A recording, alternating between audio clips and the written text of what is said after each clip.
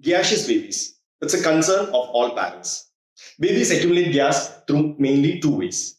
One is swallowing of air while crying and while feeding. That air gets trapped inside the stomach or the tummy. Second one is as a byproduct of the digestion, which accumulates inside the intestine. The air which is trapped inside the stomach usually escapes from above, and that is trapped inside the intestine escapes through below. So when air is too much accumulated inside the stomach, babies may become uncomfortable. So we can help them bring out the air.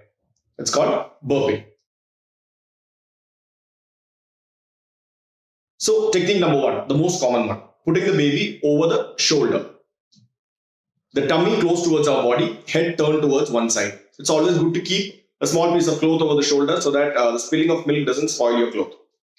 Then pat the baby on the back for 3 to 5 minutes. Usually within that, you will hear a loud burping sound or multiple small burps. Sometimes you may not hear a burping sound at all, but still this will help to bring down the milk to the lower tract. Technique number two.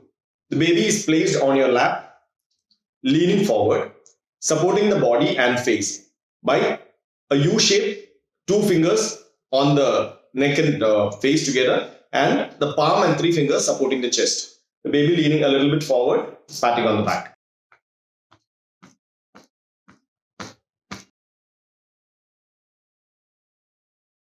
The third technique is placing the baby on your lap in prone position, the same way supporting the face and neck and the chest with your palm, placing the baby in prone position and patting on the back.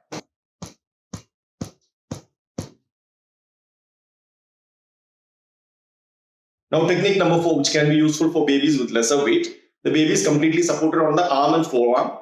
The face and body supported as earlier with 2 fingers, and the chest and the rest of the part with palm and the 3 fingers placed like this on the arm and forearm, and then pat on the back.